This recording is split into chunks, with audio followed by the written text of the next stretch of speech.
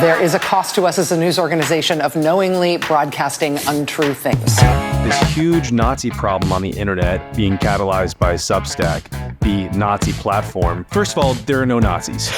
When I think of an extremist, it's the person who wants control of the platform, who wants to determine what can and cannot be said. We know what her solution is. It is like draconian control over what can and cannot be said on Twitter. I just think the media has done a really good job of self-humiliating throughout this whole thing. The video of Rachel Maddow, extraordinarily paternalistic, and says, we're not even going to show Trump's speech. We do, as we've been discussing for weeks now, have a kind of freedom that we haven't had in a handful of years on social media. Pretty sure this counts as a slur still, but the word is...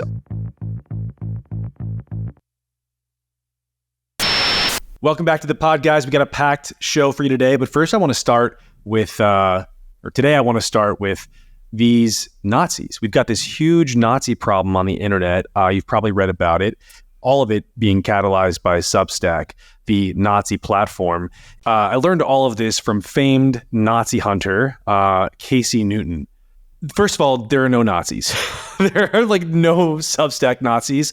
The story begins in the pages of The Atlantic back in November. They published the piece on sort of Substack's Nazi problem. And the author of that piece references, I think, 16 different Substacks on the platform, cites one person making a full-time living, one Nazi, famous Nazi making a full-time living on the platform, creates this sort of massive moral panic. This has been going on kind of surrounding Substack, moral panic surrounding Substack, the kind of people who are posting on Substack, which is just, for folks, I guess, not extremely online like us, a newsletter platform. So Pirate Wires has been using Substack from its inception. So are many writers, including Barry Weiss, activists like Christopher Rufo, mundane people. Who is the woman? Does anyone remember the name of the woman? The number one earner? She does reporting from... It's like history or I something. thought it was a history thing. Yeah. Letters from an American. That's the one I'm talking about. Yeah. So it's like a very diverse service. But it's a newsletter platform.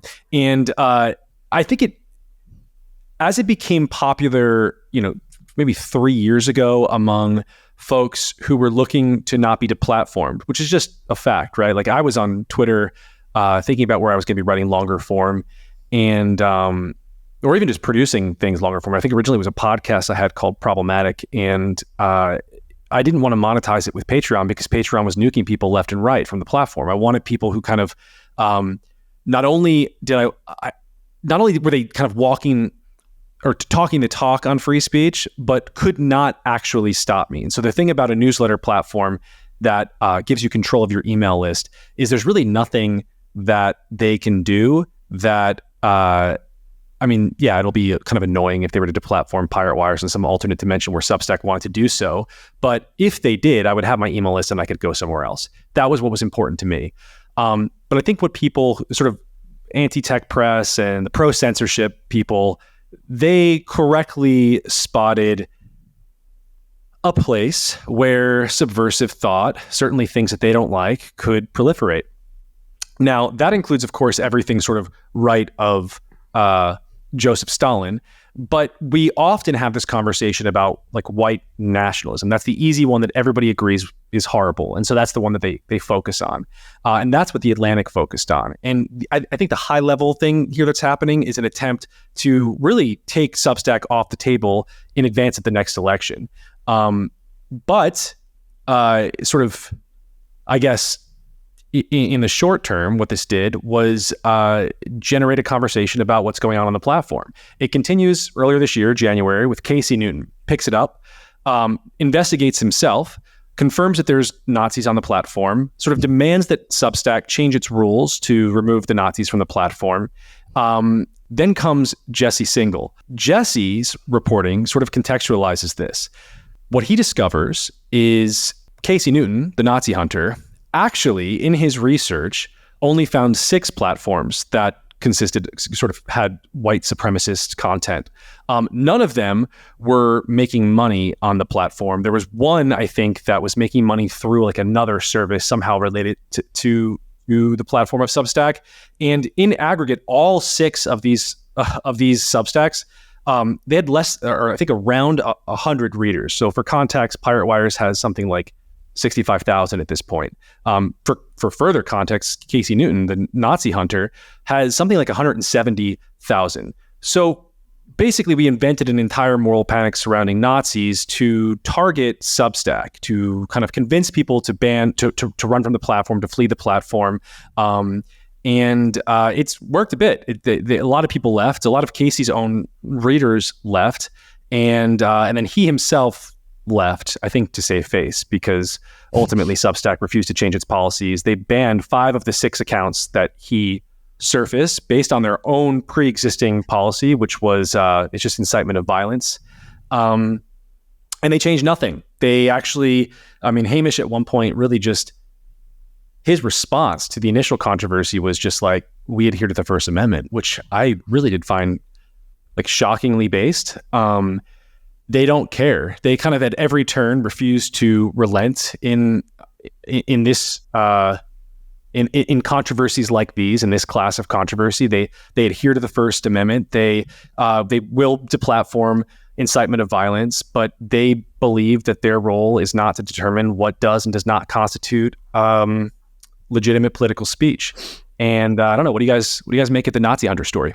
It gives like I'm leaving Twitter vibes.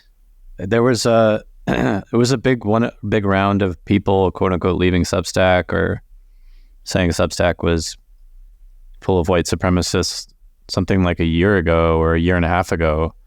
I remember Taylor Lawrence led the charge. Now I think if you go to her Twitter account, her literal name is follow me on, like, subscribe to my Substack, or it's in her bio in all caps or something like that, or was for quite a long time. There's this strange trans writer called Jude Doyle, who I believe was helping lead the charge back then to get off Substack. And the funniest thing is, which happened this time too, is they all went to Ghost, which probably has way more white supremacists and Nazis. Was built to house Nazis, one would say. Even it's the Nazi establishment. Yeah. I don't want to say that for I don't know much about the Ghost founders. I don't want to be throwing them under the Nazi bus. Fair enough.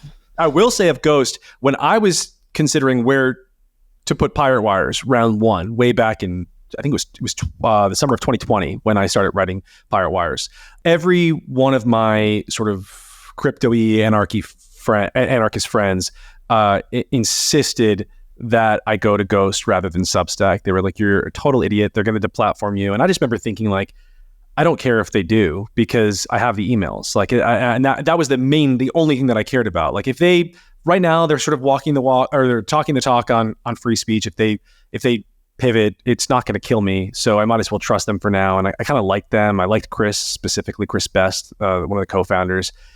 And now here we are, fast forward, and it's the anti-Nazi people, the people who see Nazis and everything, the people who, think that we're Nazis, going to Ghost. And I think that, by the way, is really the central issue here. It's like, who gets to determine what is and is not extremist, beyond the pale? Because for me, I hate the white supremacy stuff. I hate what I see on Twitter right now. I think there's a huge resurgence of like the hardcore, obnoxious, like there's like trad and there's like the idiot trad right. There is a lot of like weird like race science and shit I see on there, and I'm like, why are we doing this? But that to me is just as abhorrent as like real ass communism. Hammer and sickle in bio, like straight up the rich should be guillotined kind of thing. Like that's pretty, not just pretty, it's like deeply horrific because they actually mean it. And it's like, we used to live in a world on Twitter where only half of the horrible things were censored, and the left could never be censored. That feels, that's dangerous to me. I don't know who gets to make this determination, and I know who wants to make the determination. Casey Newton wants to make that determination, and that's a dangerous kind of person to me. Like when I think of an extremist, it's the person who wants control of the platform, who wants to determine what can and cannot be said. And I think it's something that we have to just resist as like a people, as a civilization that believes or adheres in any way to the concept of liberty. Like this is a very important quality in a person to be weary of, cast out, I would say. Like it's a beyond the pale For me, in terms of extremist views that I don't tolerate, it is this power seeking thing. That's the thing that I'm most worried about in people. Yeah, I mean, I think another really important component of this story too, which we touched on a bit earlier, is just that this Nazi problem doesn't exist at all. Like it's not even like we're discussing Substack, has these Nazis that's permitting to write on the platform and monetize. Like, I really do think people should go and read Jonathan Katz's original article in The Atlantic, because it is just a textbook example of how to fabricate a story. I mean, Jonathan Katz essentially violates like every principle of journalistic ethics in that story. He, at one point, and Jesse Singal goes through some of these points in his takedown of the original Atlantic piece, but he like excerpts a sort of thing from one of these alleged Nazis, and basically says, this guy's making money on Substack even though he's banned from Stripe, which is a violation of Substack's policies.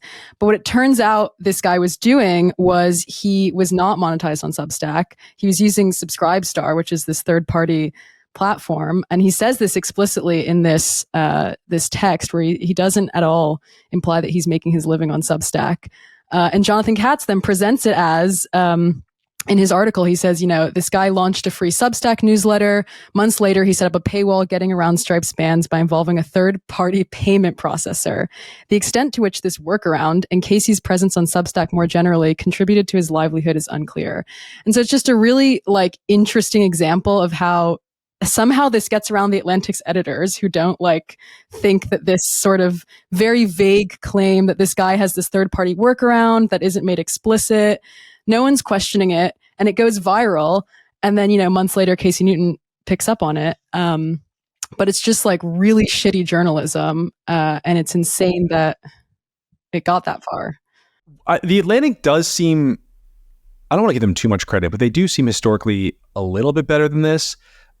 Casey Newton personally on his own Substack has never been better than this.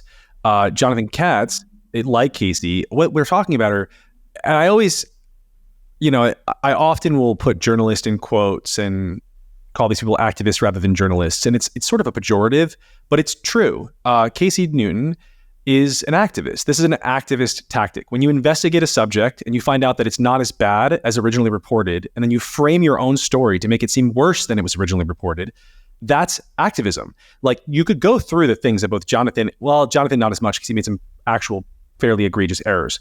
Casey's is all about omitting the truth, right? It's he omits very important context to make it seem everything from the number of actual Substacks to until Jesse forced his hand and then he finally revealed the number, to critically the names of them. Because what I wanted to do when I first was reading about this from Casey was I wanted to go and I wanted to look at the extremists. I actually wanted to take a look at what was being published, and I couldn't because he wouldn't publish the names. And he says the reason he didn't do this and he didn't want to share the numbers and whatnot was because he felt not safe. Casey Newton's life was in danger by these Substack Nazis with in aggregate 100 subscribers total. And it's tedious because we know what's happening here. You're just trying to push a cause, and your cause is Substack is not a safe space. It is not a truthful place. It is a place for Nazis. And this is all kind of laying the groundwork for the way that media is going to be discussed throughout the presidential election. In kind of through the back channel, I have a source at the company that shed a little bit more light on what was being demanded and what continues to be demanded throughout this controversy, because Substack is still getting hit with wave after wave of angry emails about the Substack Nazis. And there are several people they point to. None of them are the six that Casey surfaced. The person who people are most angry about and want gone is Chris Rufo. He's the extremist they're talking about. But of course, Chris is just an activist who is anti-DEI. He's not a white supremacist. He said not one thing that you could ever interpret as Nazism. And this is how the weapon is always used. It's we've got to get rid of these extremists like Nazis. And everyone's yeah. And there you go. And then they add on, they're and Christopher Rufo, who is what? He's just a successful conservative activist. Yeah, so that's how I see it. I see it as a war of activists, and we kind of have to stop calling Casey a journalist, not just because I like to be an asshole, but because it sort of muddies the conversation. Yeah, pretty much anywhere where you can write without without sort of like a liberal editorial line or some sort of like institutional backing or corporate backing or whatever. Like that place is always going to be accused of basically being the eagle's nest. I mean, like, I feel like we've seen this forever, like on Twitter, on YouTube, until they struck down a bunch of stuff on Twitch. Like, I've heard there are Nazis everywhere. You know what I mean? Just a million little bases out everywhere. And it's basically anywhere where you can like upload or post something without, I don't know, some HR lady looking over it. Like, that's basically... Like this story's just going to keep happening. Even if you got rid, like there'll be a story in like 10 months or something where it's like Ghost is, you know, the new eagle's nest, and then the Ghost will get rid, then it'll make a new one, then that'll be the new eagle's nest. It'll just like it'll be happening forever, as long as like people are able to publish freely on the internet, which is, you know, something they fundamentally don't want. Yeah, you're touching on correctly touching on the broader context of the moderation police, and we've seen them at every single turn for years now. It is just like, what was it? It's like the Ben Collins, the really hysterical one, Ben Collins from NBC, and his colleague, she was a former librarian. I'm blanking on her name now. She's like one of the famous anti-moderation people, and of course Taylor Lorenz, who really, I don't want me to harp on her. Librarians are the fascists of our age, by the way. Like, they are like librarians and like middle school teachers. Like, there's something weird going on there. Yeah. Yes. So these are the people who went after just the social media giant moderation policies, and they maintained a lot of cultural power in the tech industry that led to the really draconian speech censorship rules that we saw throughout COVID, which were, I mean, in my opinion, without saying too much, because we're going to get flagged by YouTube, which is what happened to us when we discussed global warming, which, by the way, definitely exists and is real. Please do not fucking demonetize this channel. Life-threatening. I think that the moderation policies could actually be considered like life-threatening. The things that we couldn't talk about were important to our life. And that is just like, you kind of take that problem off the table when you allow people to discuss things. I guess you do have this problem of, I know that you have this problem of misinformation and disinformation.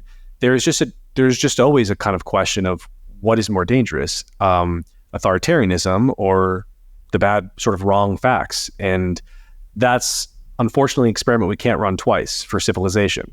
And everybody kind of lands in a different direction there. I'm a little bit more freedom oriented, and I would say the Casey Newtons of the world are a lot more authoritarian oriented. Yeah, and I do think that if people have to like go on the dark web or something, like download a Tor browser to like be able to read like a racist essay on the internet, that only like is going to further make people extremists, I think. You know what I mean? Like, it adds like a level of like seriousness to what you're looking at. It's like, oh, they really don't want me to see this type That's thing. An interesting point. I think it depends on how thoroughly it really is censored. So in our world where let's say in 2020, 2021, let's say, it's like partly censored, you know, like you could still read the Hunter Biden laptop story, for example. You just couldn't share it on Twitter briefly. But the fact that it was censored and everybody knew it was censored radicalized people on the subject of the Hunter Biden laptop story. And I do think like really accelerated the radicalization process generally. Like, I mean, people freaked out at that point. When you can't share things, but you can still access them elsewhere, it makes you feel like, you know, the powers that be are against you. Whereas China has done a very good job of actually successfully censoring 1 billion plus people. You know, growing up, I was super libertarian for a very long time and still kind of orient myself that way a bit. And we used to always say, you know, like things like information wants to be free. And genuinely, I remember believing that censorship couldn't even happen on the internet. I thought that there was no way anymore to censor. And it was just like inevitable that we would have freedom of speech. And that was just like the right side of history, let's say.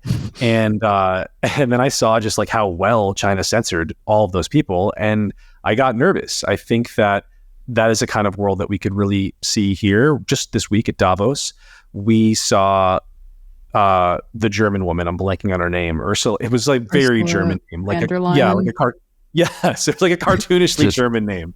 Sort of get up. I thought she was like, Dutch.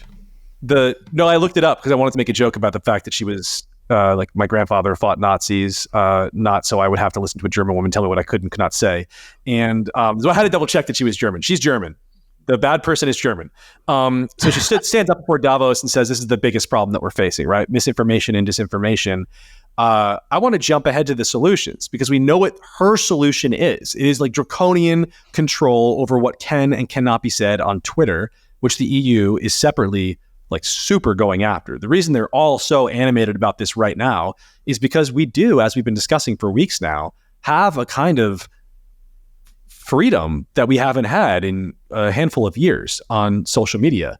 You kind of can say whatever you want, and we're seeing what that looks like. It's liberating. It's at times like very ugly. It is really it's the truth is what we're seeing for better and for worse. What do you guys think about that Ursula, the Ursula thing, or Davos in general, right? We could maybe like seamlessly transition here. What do they think the outcome is going to be?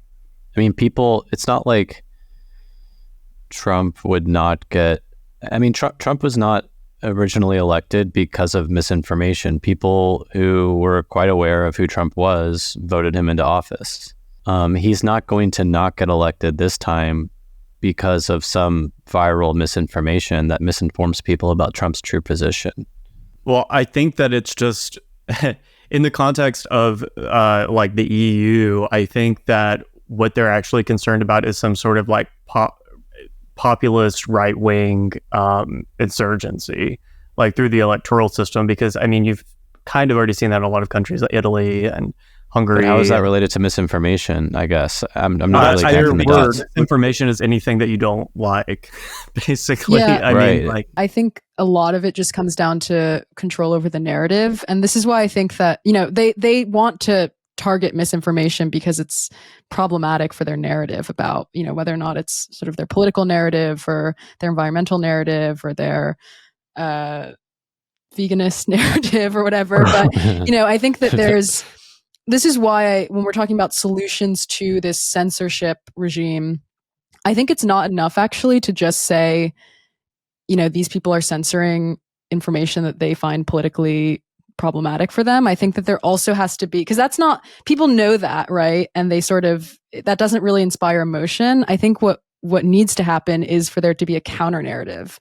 Like in the case of this Substack Nazi thing, for example, it's not just that like this narrative is that there's these extremist Nazis and like there's some, falsehoods in this narrative. It's that there's this activist class of, as you're saying, Solana, like journalists and bloggers basically who have like on some level a financial interest in creating these false stories. Yes.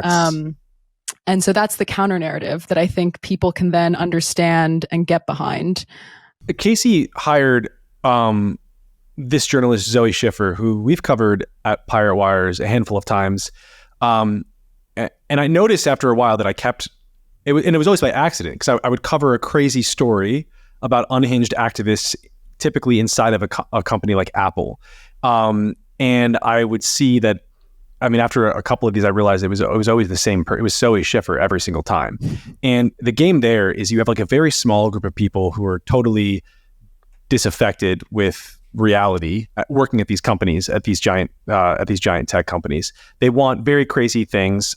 For example, my favorite one ever was the demand internally for Tim Cook to speak out about Israel and Palestine. They wanted a denunciation of Israel, and this was several years ago. This was before the most recent one. So they demanded this denunciation, and this leaked to Zoe Schiffer. But what of course happened was she's friends with these people and they hit her up and they're like, hey, this is the crazy thing we're doing this month. Can you write a story about it? Maybe they don't say it explicitly like that, but they offer it up to her and she wants to write about it because she wants Apple to speak up about Israel and Palestine. This is an exciting story to her because she's a left-wing activist.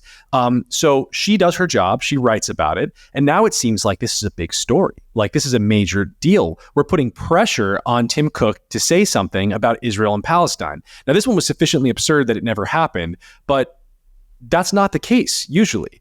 Antonio Garcia Martinez, another story that we wrote about, another story that Zoe Schiffer was a big part of, also fired from Apple for this, and not for this, for writing a book, Chaos Monkeys, about Facebook, in which, and it's like a kind of a gonzo-y book, so it's written in a super literary style, and it made a couple of off-color comments, not comments, he just described women in kind of a sexual way in a couple of passages.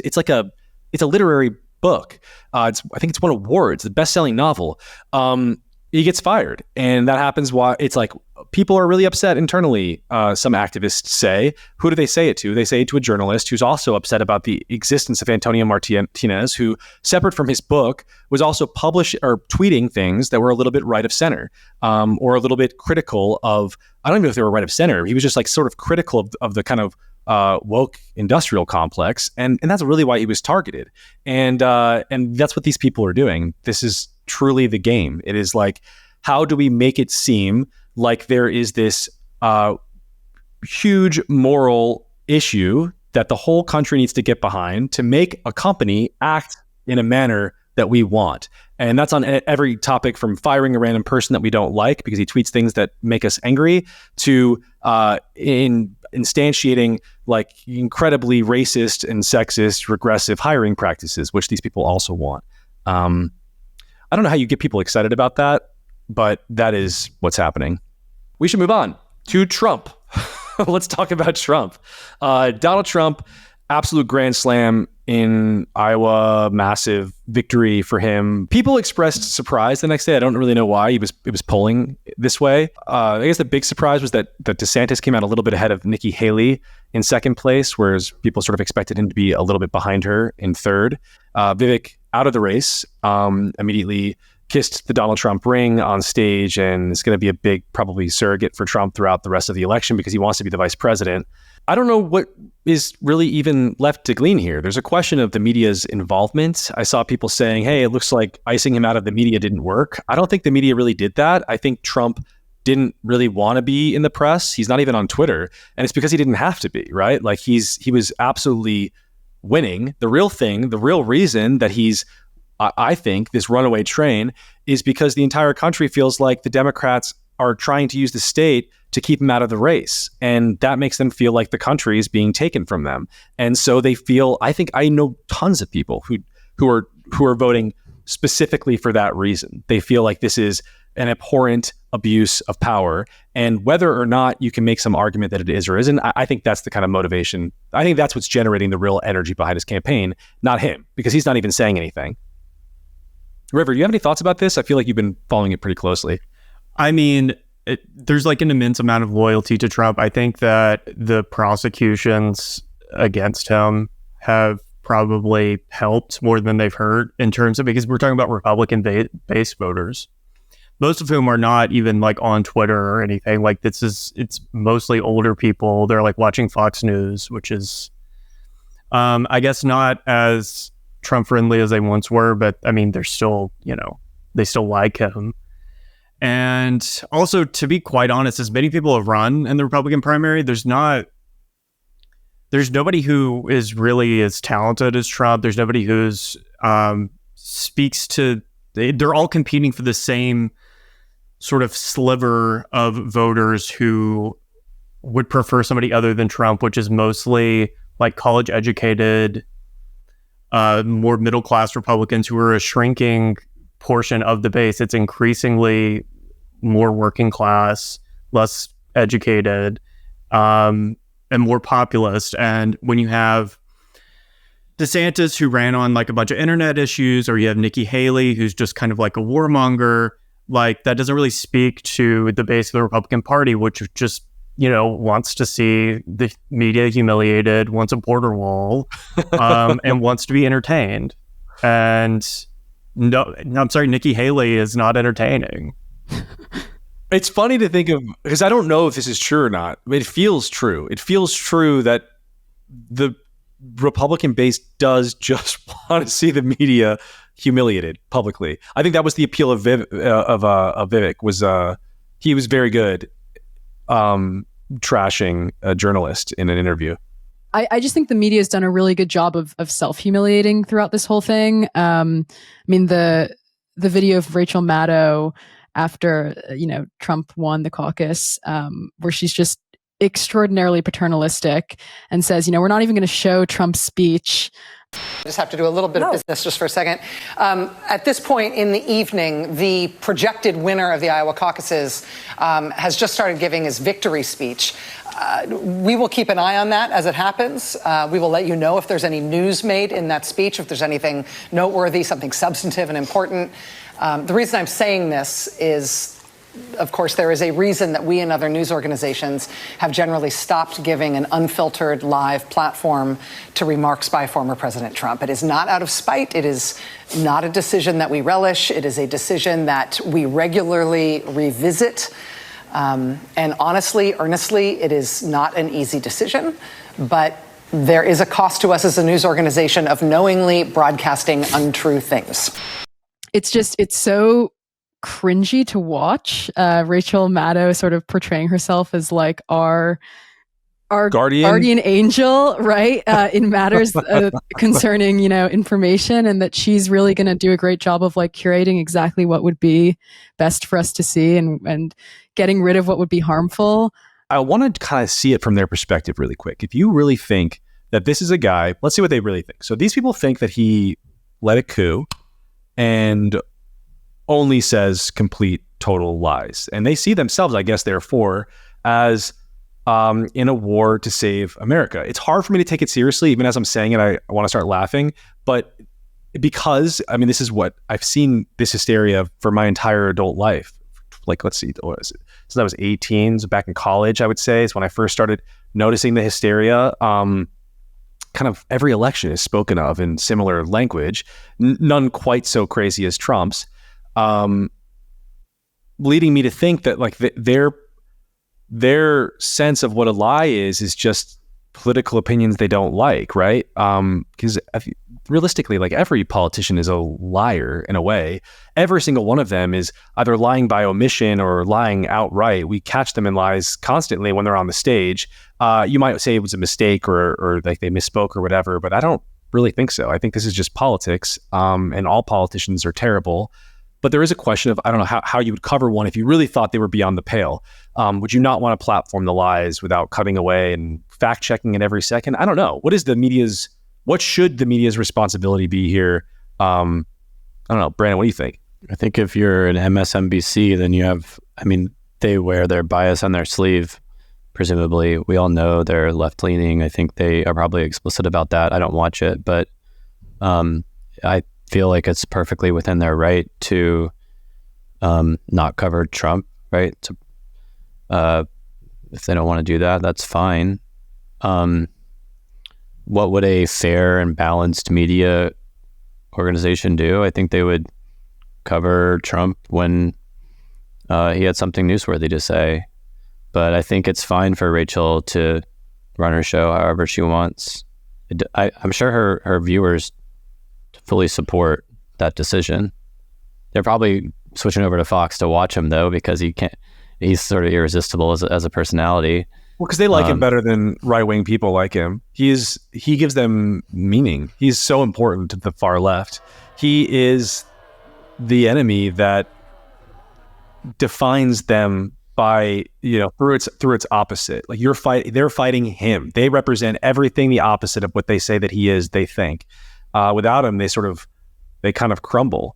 And in that way, that's for that reason alone, I almost wish he would go away. But there was also a narrative that emerged in sort of like the ashes of the Hillary Clinton 2016 campaign that said that Trump won in part because a lot of news stations would basically just broadcast his rallies in entirety because they were so entertaining, basically, and that they hadn't done that as much for Hillary Clinton as like they would show like clips and highlights or whatever of her speeches, but they wouldn't just like set up a camera and essentially walk away and go pick it up when it's done.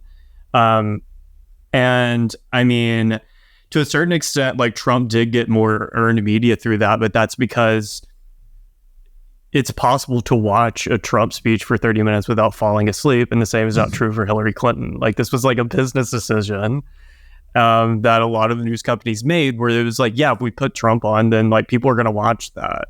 And if you just broadcast a 45-minute Hillary Clinton speech, like people are not going to sit through that. Even people who are voting for Hillary Clinton are probably not going to sit through that.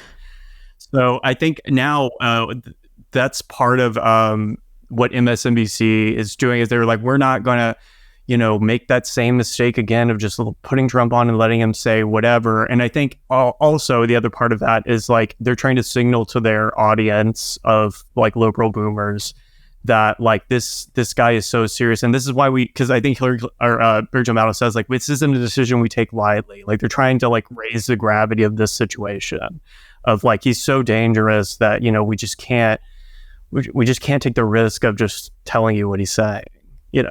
It's melodramatic, but just stripped of the morality of it and the question of whether or not he is dangerous and whatnot. I don't think he is at all. But tactically, talking about him a lot doesn't seem to have worked, and not talking about him at all clearly is not working. So I don't even know what they're thinking. I don't understand how they could even. I just don't know where their head's at this point. Like you kind of have to just cover it at that. There's nothing that they seem to be able to do that can stop him. He's just popular at this point. He's just a very, very uniquely popular candidate. I mean, never in history never in our life has there been a candidate on the right this popular. That's never existed.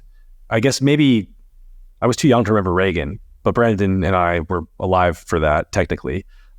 Maybe he was really popular then still. I know he was popular coming in. I don't know how popular he was towards the end, but this is just, he's popular and he's going to win the Republican primary. And they're going to have to cover something. I don't know what that's going to look like, but fortunately I don't have to worry about it because I don't work at MSNBC and I'm not sitting next to Rachel Maddow. I want to talk about something a little bit different. It's this crazy ass, like deeply insane eBay story. Brandon, do you want to just kind of guide us through this hell dimension? For sure. Yeah, the defendants were definitely in a hell dimension for a while at the hands of eBay. I was shocked reading this story. So, putting together the weekly newsletter, The Industry, a few days ago, I came across an item in the New York Times that described, well, basically, it's a story on how the Justice Department last Thursday charged the entire company of eBay, which was the first, for me, I was like, what? How does an entire company get charged with stalking, witness tampering, and obstruction of justice for some events that happened in 2019 that involved a small newsletter called E-commerce Bytes. And just to like give you background on that, E-commerce Bytes is it's a newsletter / website that was started 4 years after eBay was started. And if you actually go to it, it looks like they haven't updated it since then. It's this very kind of podunk, what I would describe as a trade publication for eBay sellers and Amazon sellers, people who are making a living selling, I don't know, used stuff or antiques or whatever on eBay. And if you just like go through the headlines, it's like, eBay shipping glitch hits one day after the busiest sales day, or, eBay glitch hampers sellers from making offers this week. So it's really kind of just this like trade publication that covers eBay. And the suit specifically is about the actions of the eBay security team in 2019. Around that time, this blog, E-commerce Bytes, published an article that revealed that the then CEO, Devin Wenig, was paid 150 times more than the typical eBay employee. And this apparently set off, it triggered a lot of people internally at eBay. And what occurred afterwards is pretty insane. So apparently the security team starts threatening this husband and wife couple over Twitter, sending them direct messages that were apparently very, very threatening. And the situation escalates such that the security team flies from San Jose, where eBay HQ is, to Boston to increase the efficacy of their stalking. Like they have to be like in person. Sorry, the couple is in Boston, so they have to get closer to the couple. According to the DOJ, the security team proceeds to attempt to install a GPS device in the Steiner's car. They post classified ads in the local papers for orgies that happen where the address is the Steiner's house. They're saying like there's an orgy at the house, come join. They sign up for porn magazine subscriptions under the husband's name and send them to their neighbors. So like their neighbors are getting like accidental porn magazines addressed to David, which is the husband. It gets even crazier. My favorite one was when they sent the husband a book about surviving the loss of a spouse. Yeah. And then they sent like a funeral wreath the next day. Like they were like for real, like sending death threats to these people. Extremely malicious behavior. They send a package of live spiders and cockroaches to the house.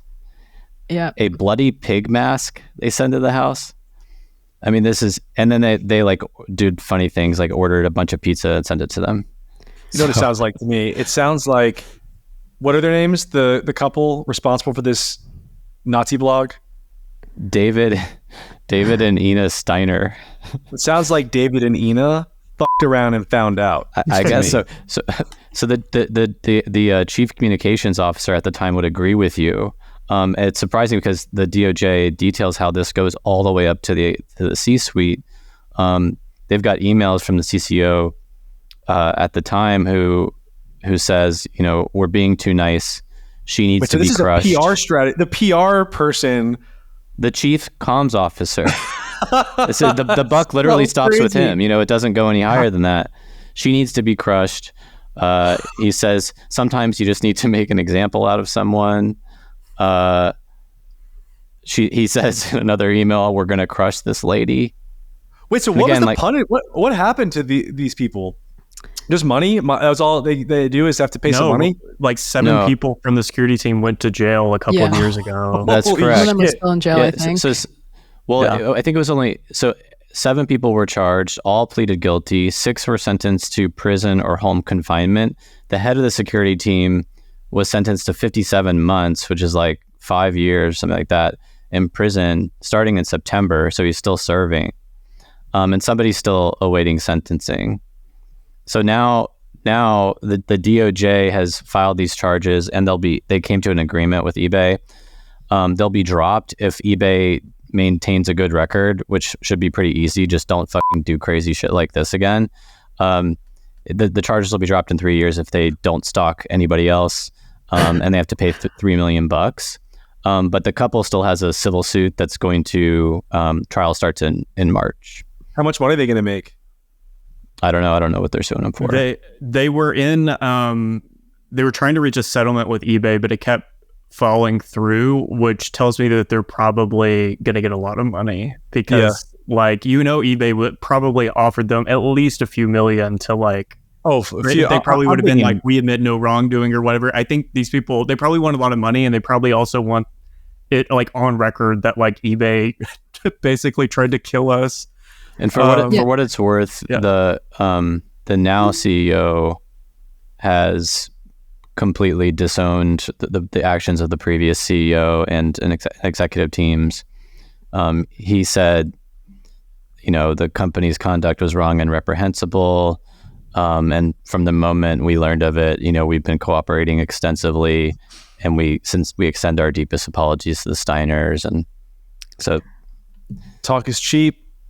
Yeah, I mean, one of the most perverse aspects of the story, like I think people should go and read the DOJ brief for themselves. It's really freely available online. It's like only 24 pages, and it's extremely disturbing and entertaining.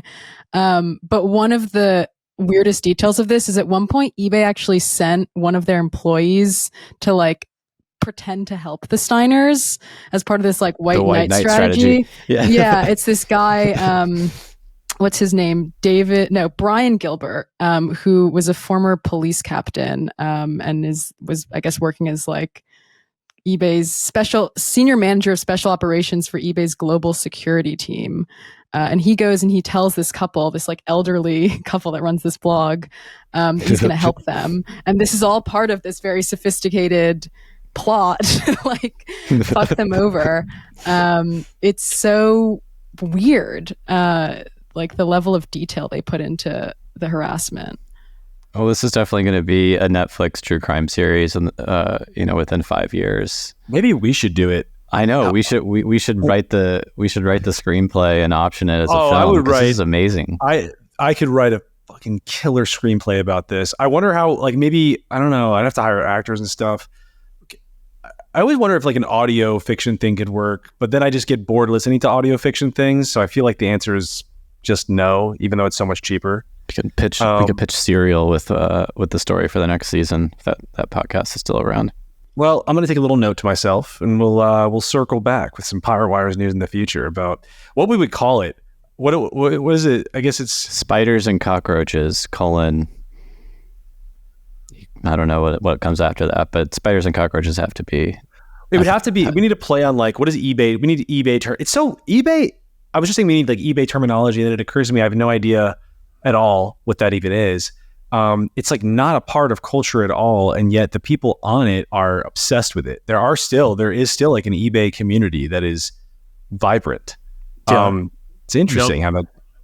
Well, yeah, like eBay bidding, my grandma got obsessed with it for a while, and she had to like delete her account because she was like, it was getting ridiculous. Like she was like, you get sucked in. I remember when eBay was first hitting in the late 90s, and it was like almost in the way that Beanie Babies was really a craze. It was like eBay. I think the concept of fame. I mean, I think a lot of Beanie Babies were sold on eBay, but I think the idea that you could do this was exciting to people. Like you could find stuff in your house and put it up for sale, kind of like for bidding, and you could find stuff yourself on the internet. And like that actually was the excitement about it. Was you could do this thing that seemed crazy and liberating, really like wow, you can online find stuff, and it's weird old stuff or great stuff, and it felt like super empowering, but then maybe it's just the actual idea of it. I mean, the kind of person who really wants to get into it is just a very unique sort of guy or girl. I think who's it was pre-Amazon too.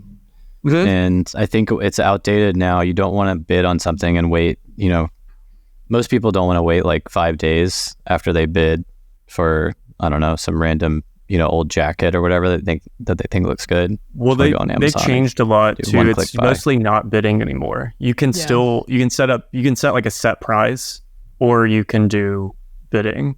I think it's more like eBay is where you go when you're looking for something extremely specific, or you're like a collector or something. Yeah. Like my mom really she likes like antique like tins and stuff with like from like, I don't know, like the Land O'Lakes Indian or whatever on it, like stuff like that. Those like butter cookie tins? Yeah. That's cool. And I buy whenever I have to buy like a gift for Christmas or whatever, I always look on eBay and I always find stuff on there.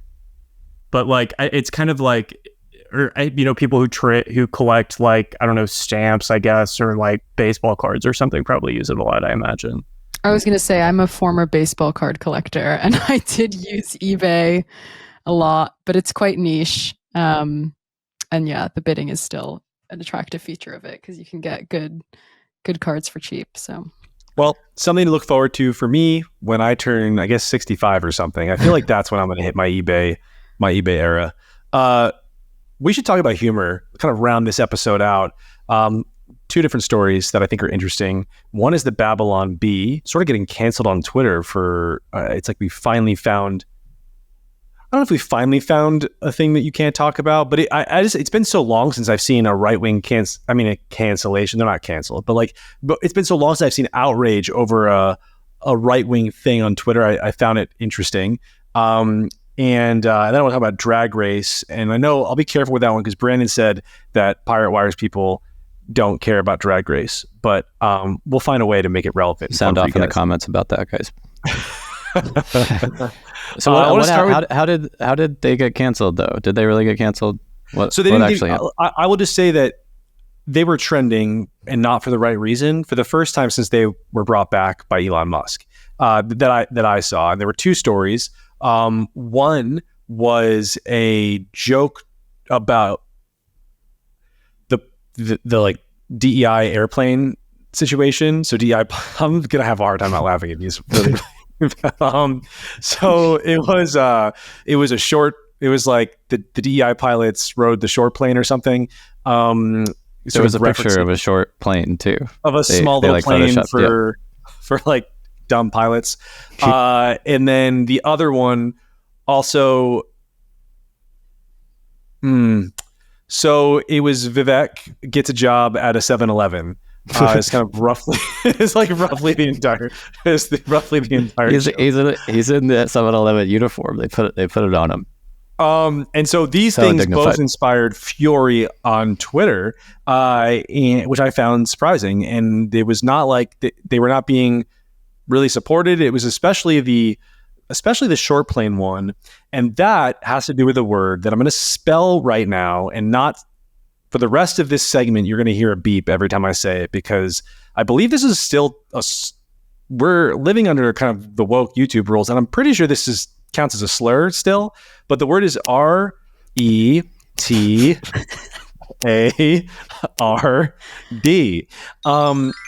And I think that you're not supposed to say it, which we could have a whole segment on this. I think it's crazy that you can't say this. I'm going to probably get a lot of hate for this. I'm like, it's outrageous that you can't say this word. I think this word is fine. I think calling someone this word who is actually this word, all right, I'm going to start you. I think calling someone a who's actually retarded, that's fucked up. But I think calling like if River says something that annoys me and I call him a retard, I think that should be okay. I think this is America and I should be able to do that. But I was also raised in like a sort of working class environment in New Jersey, and I'm going to blame that. River, you have a lot of thoughts about the word retard. Yeah, I mean, it's down the rabbit. Take me down the rabbit hole. You know what I mean? Like, it's just, everybody said it. The thing is that you could never call an actual like if you have somebody who's got, a or has some sort of other disability, you can say that word too. It's just old. It's not mean. It's just old. Okay, but like if you call an actual person retarded, then yeah, you're an asshole. But otherwise, like, it's fine. Like the word idiot is also like, that was what people called retards, but like retard used to be the nice word. Yes, but this is where it breaks down for me. This is exactly where it breaks down for me, because you're not supposed to use the word idiot either, or moron. At the height of people not being able to say online on Twitter, this was a couple years ago, I think, was when we reached the zenith. It was on Clubhouse. It was Taylor Lorenz writes a tweet about Mark Andreessen using the R word in a Clubhouse chat. He didn't. His co-founder used the word to reference someone else doing something that he considered bad, right? Like that's like roughly the story. She completely lied and had to apologize about it. But in that era, we were talking about not being ableist, and so it's like you couldn't call people stupid either, or morons either. And for me, it's like, okay, but there are people who are stupid, and I want to be able to call them this thing that they are. I don't understand how you could take that word off the table. And if you take that word off, if you take this, like, you're taking really not just a word, but like you're taking a critique off the table. I am critiquing your intelligence, and I think that you are like adjacent. Like the takes are that bad, and I have to be able to actually express that opinion, because if I can't express that opinion, I'm like, well, I don't know. I don't think anything bad will happen, but I want to be able to express that opinion. Yeah. I mean, I think, like, isn't it still used in like medical terminology technically? I think they don't even use it anymore, which is another reason that I don't care. I think that they used to say something was retarded about, like there were processes that could be retarded, obviously, and that can still happen. But to be retarded, I don't think I think they just got more specific. There are all different forms of mental disabilities. It's the same thing as calling something effeminate or something gay, but not meaning actually gay. I think that's the argument that the parents in the comment section of Babylon Bee probably had. Like you should not equate. Mean, like, you should not equate. Like that shirt's gay, but it's like not. Like, is that what you're talking about? Sorry, no. You know how you call something like fake and gay, right? It's lame in some way, right? Yeah. It's not. I think people who would be offended by that would say you should not equate gay with this negative quality that you're describing.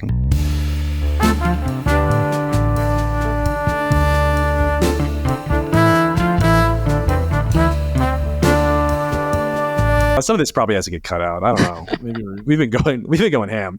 But it brings me to this place of like, it's the question of humor and what is acceptable, what's not acceptable. We bounced around a lot. In reality television, we are witnessing the return of villainy. There are a couple of things. You have shows sort of celebrating it. Tiffany Pollard on the villain show. I forget what the name of the villain show was, but she's gone super viral just with her epic owns and whatnot. But it's a whole show. It's a reality show in which all of these different villains from different eras, like beloved villains. I mean, America loves a horrible, rotted person. They come onto the show and they compete, I guess, for like top villain.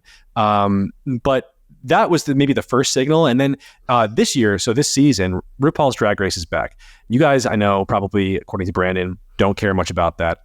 I do. I think RuPaul is super based, actually, like quietly very based and like very interesting. And that's another podcast for another day. I just want to talk about this one new contestant. For me, the interesting thing about this is for years, people were afraid to be canceled. That's really what was happening, is like the RuPaul's Drag Race fandom is virulent and rabid and frightening and extremely left-wing. And which is, again, funny because of who RuPaul actually is. And we could break all that down from the fracking to the sort of questionable trans comments that he was totally roasted on, to the fact that he goes by he rather than she and makes a big stink about that. He's a man and he was like, the dress is a job. Stop calling me a woman. The fact that there's an embrace of someone who is just mean. And I mean, this in this scene, what happens is there's like a talent show, and this drag queen who's not good gets up with a giant sign that says, it's like their talent is activism, and she stands up with a sign that says like protect queer art or something. And this is the kind of thing that has happened in seasons past, and people are like, oh my God, it was beautiful. And then we're all at home like waiting for the next one because it's like, just do flips again, please, or say something funny. Like, what is going on here? Plain Jane is just like, yeah, we want to protect queer art, but like, what are we protecting here? Like you have to actually produce the art.